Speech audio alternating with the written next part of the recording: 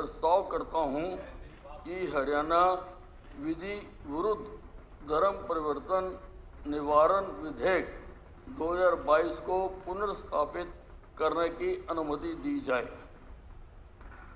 प्रस्ताव प्रस्तुत हुआ कि हरियाणा विधि विरुद्ध धर्म परिवर्तन निवारण विधेयक 2022 को पुनर्स्थापित करने की अनुमति दी जाए।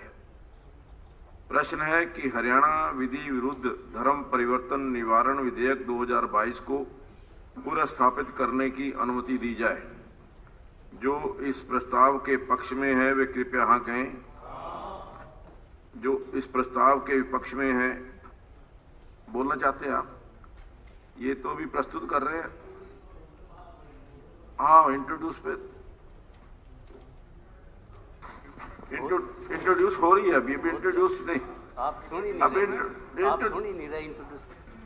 इंट्रोड्यूस अभी हुआ नहीं है।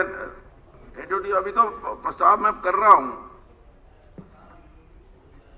हुआ नहीं, जब स्वीकार करेंगे तभी होगा ना।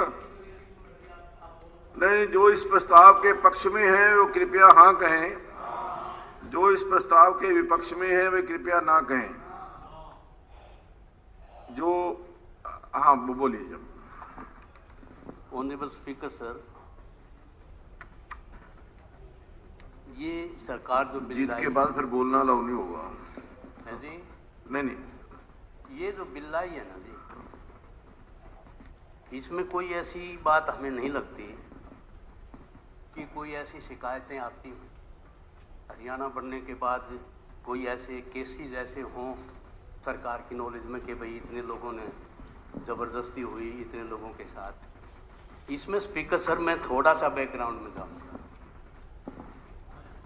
देश का पार्टीशन हुआ, देश का पार्टीशन हुआ धर्म के नाम। लाखों आदमी उधर मरे, लाखों आदमी इधर मरे। बड़ी पीड़ा थी, बड़ा दुख था, बड़ा दर्द था। और जो गांधी जी की जो एक प्रार्थना थी, हरमन प्यारे सीताराम, उस जीनोसाइड के बाद उनकी प्रार्थना बदली, हरमन प्यारे राम रहीम। एक तो वो हालात थे, और अब ये जो हालात में, इसलिए ये आपके माध्यम से सदन के साथियों के साथ में शेयर करना चाहता हूं कि ये जो बात उस टाइम हुए, अब फिर एक ऐसे ही हालात जो है ना देश में, मतलब जैसे लग रहा है, स्मेल कर रही हैं ये बातें कि विभाजनकारी नीतियों की तरफ देश जो है वो बढ़ रहा है। हम देख रहे हैं जो हालात चुनाव के देख रहे हैं, इसमें मुद्दों से हटकर जो भाषाएं बोली जा रही हैं वो देश के हित में नहीं। मैं एक तो ये बात कहना चाहता हूं। दूसरी बात मैं ये कहना चाहता हूं स्पीकर सर कि इसमें जो राम और रहीम के बीच में जो दीवार खड़ी की जा रही है, मैं नहीं कहता किसी के ऊपर, लेकिन जो दीवार खड़ी की जा रही है, ये दीवार खड़ी करने वाले लोग तो नहीं रहेंगे, दीवार खड़ी रहेगी।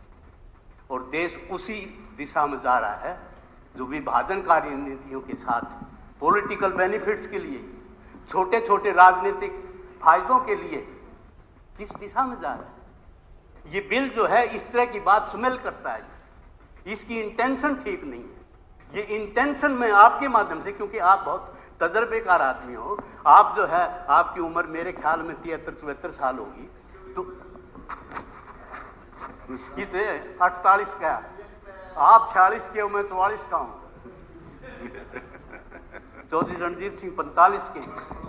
तो एक मिनट मंत्री जी कुछ, एक मिनट, इनका वक्तव्य पूरा हो जाने तो मंत्री जी आप उसके बाद ही जवाब दे दें। मेरे ख्याल तो हो गया इनका पूरा। नहीं, कुछ अभी है भाई, आप जो है ना, आपके साथ ये प्रॉब्लम है कि आप एक तो अपने आप को समझते ज्यादा हो।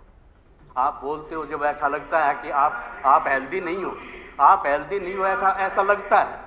विधानसभा में जब ये जाते हैं ना ये इलेक्शन, नहीं आप वो उठा के मैंने नहीं, वो इनकी जबान का रस टपकता है, वो इनकी जबान का रस टपकता था जब फेंकता था। तो इब के ये उधर तो आगे थे, अब के इधर भी नहीं आएंगे। छोड़ उन बातों को। तो मैं आपके माध्यम से छोड़ ऑर्गेनिक के लागे रहो आप। तो ऐसा है ऑनरेबल स्पीकर सर कि पूरे प्रदेश में एक इस तरह की बात आए कि भाई कौन सी ऐसी बात आ गई थी कि बिल लाना पड़ा, उसमें कोई इसमें तो मेरे आपके माध्यम से ये है कि भाई ये बिल जो है या तो सेलेक्ट कमेटी को पास होने से पहले सेलेक्ट कमेटी को हर जगह प्रोविजन है, सेलेक्ट कमेटी इसको स्टडी कर ले और फिर इसे ये प्रस्तुत हो जाए। ये मेरा आपके माध्यम से धन्यवाद। मंत्री जी हाँ जी। अध्यक्ष महोदय, आदरणीय साथी ने ठीक कहा, देश का बंटवारा धर्म के आधार पर कांग्रेस पार्टी ने करवाया। 1984 में धर्म के आधार पर सिखों का कत्लेआम कांग्रेस पार्टी ने करवाया।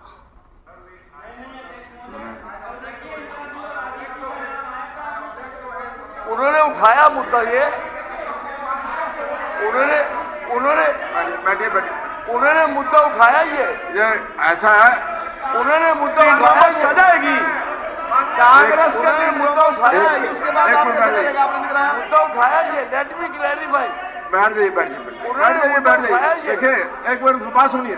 उन्होंने मुद्दा उठाया ये, एक मिनट बैठ जाइए। मुद्दा उठाया, लेट मी नीरज जी बैठ जाइए। गोगी जी प्लीज। सांप्रदायिकता इनके जहन में है, इसलिए ये इस प्रकार की बातें उठाते हैं। लेकिन ये जो हम बिल लाए हैं, बैठिए नीरज जी बैठ जाइए। इस बिल में बैठ जाइए। इस बिल में कहीं पर भी हिंदू, मुसलमान या ईसाई का जिक्र नहीं है, कहीं पर भी नहीं है। यहां पर एक धर्म से दूसरे धर्म में किसी लालच से, किसी भय से, किसी डर से परिवर्तन करने का जिक्र है, कहीं पर भी नहीं है। आप पढ़ के इसमें एक शब्द दिखा दो कि कहीं पर मुसलमान को हिंदू या हिंदू को मुसलमान, नहीं जबरदस्ती, एक शब्द देखिए कोई इसमें जबरदस्ती नहीं है। ये आपकी जो मंत्री जी कह रहे हैं वो आपकी सांप्रदायिकता बोलती है। आप धर्मनिरपेक्ष हैं, हर आदमी को अपने धर्म को मानने का, चलाने का अधिकार है, हर आदमी को है।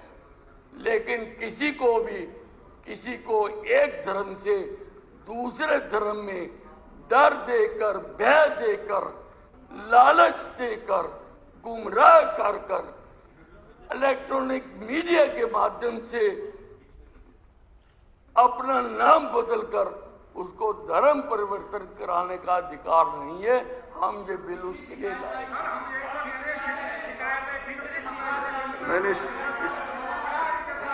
बैठ जाइए। अगर ये शिकायतों के ऊपर नहीं, कुछ प्रिवेंटिव मेजर भी लिए जाते हैं, कुछ प्रिवेंटिव भी मेजर लिए जाते हैं। गोगी जी बैठिए।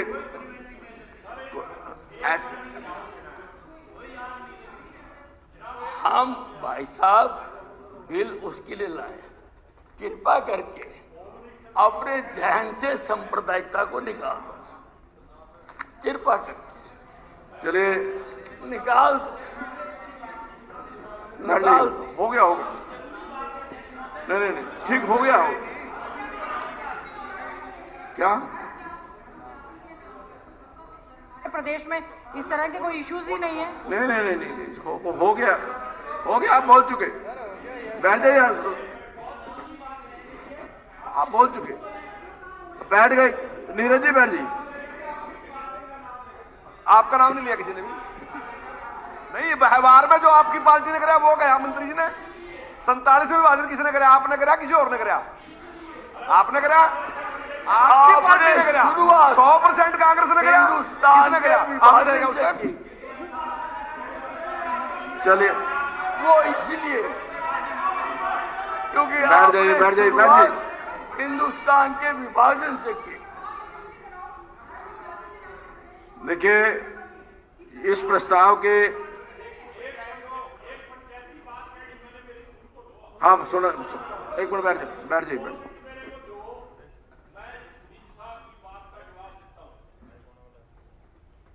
ये जहां हम बैठे हैं, ये एक संवैधानिक संस्था है।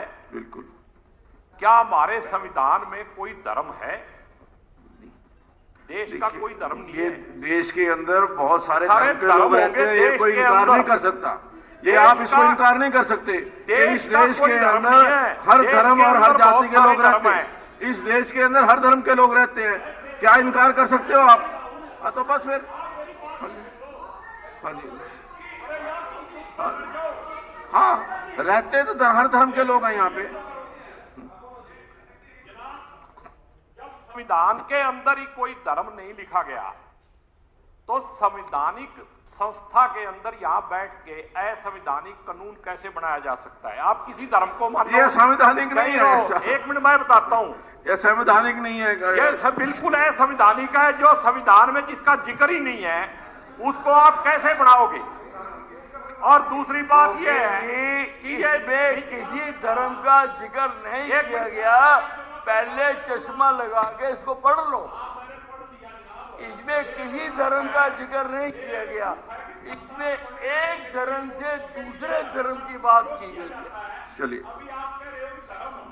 बैठ जाइए, हो गया, हो गया उत्तरा जी, हो गया, बहुत हो गया।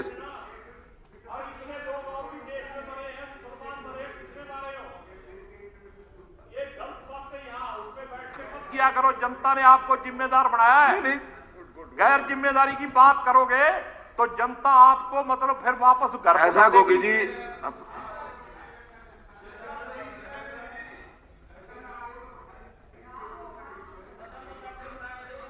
एक मिनट नहीं देखिए,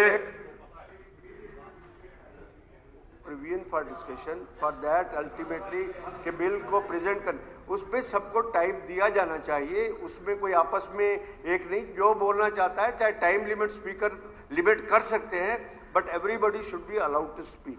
सेकेंडली आई करेक्ट विद साहब, आई करेक्ट विद साहब कि ये जो पार्टीशन आप कहते हैं ना कि इस तरह हुआ था, इस तरह हुआ था, आपने कहा है, आपने कहा है, आपने कहा है।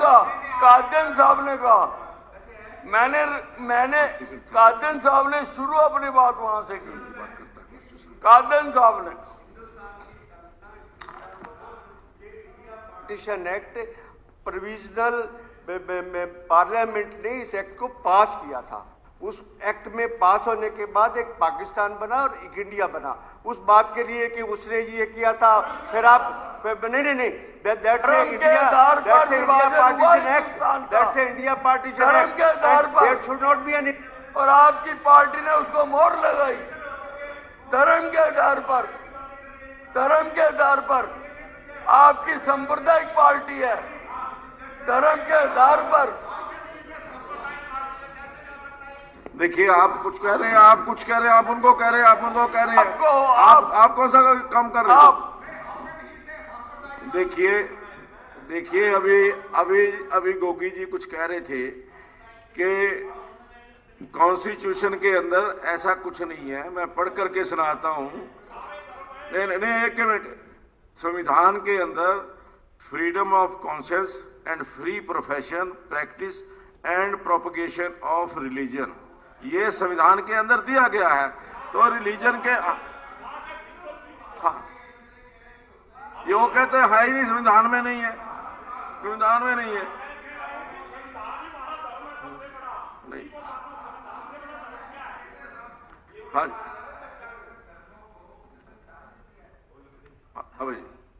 जी, सच है कि हिंदुस्तान का बंटवारा हिंदू और मुसलमान के आधार पर हुआ, ये शाश्वत सच है। और आपकी पार्टी ने उस पर मोहर लगा। अध्यक्ष जी, डॉक्टर साहब मैं खड़ा हूं। टेक्निकली मैं ये कहना चाहता हूं, ये जो बिल है ये विभाजनकारी नीतियों की नीयत को दर्शाता है। कौन से किसको? विभाजनकारी नीतियों की नीयत को दर्शाता है ये बिल। चलिए कैटेगोरिकली मैं ये अब जी बोलिए। मैं सर एक छोटी सी बात कहना चाहता हूं। देखिए इस बिल के एम्स एंड ऑब्जेक्टिव्स जो दे रखे हैं इनको काइंडली इनमें नजर डालिए। कहीं भी किसी धर्म का ना नाम है, ना किसी धर्म के ये पर्व है, ना किसी धर्म के अगेंस्ट है। सिंपली ये एक्ट जो है ये किसी भी गलत तरीके से, धोखे से, चालबाजी से, गलत तरीके से किसी को भी धर्म में, एक धर्म में दूसरे धर्म को लाने वाले व्यक्ति का है। और वो किसी धर्म पे टारगेटेड नहीं है, ना ये किसी को टारगेट कर रहा है, ना किसी अगेंस्ट है। जहां तक स्टेट की बात है, इंडिया का कॉन्स्टिट्यूशन बड़ा क्लियरली कहता है कि ये इंडिया सेकुलर कंट्री होगा, लेकिन हर आदमी को अपने धर्म की रक्षा करने का, अपने धर्म का प्रचार करने का हर आदमी को हक होगा। और ये एक्ट सभी धर्मों की प्रोटेक्शन के लिए लाया गया है। इसमें किसी धर्म विशेष को बिल्कुल और मैं आपसे निवेदन करता हूं कि इसको धर्म पे ना बांटो। आप बांट रहे हो, हम तो सिर्फ धर्म को, आप धर्म की बात कर रहे हो इसमें, हम तो सब धर्मों की बात कर रहे हैं, हम तो सब धर्मों की बात कर रहे हैं, हम तो सब धर्मों की बात कर रहे हैं, हम किसी धर्म की बात नहीं कर रहे। हिंदू, मुसलमान, सिख, ईसाई का कहीं कोई जिक्र नहीं है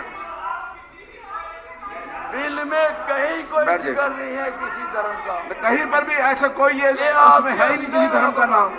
ऐसे किसी जबरदस्ती किसी धर्म से जोड़ने सरकार कोई बिल ला सकती है। मेरा ये निवेदन है। धन्यवाद। हाँ करिए। देखिए मैं दोबारा से 1 मिनट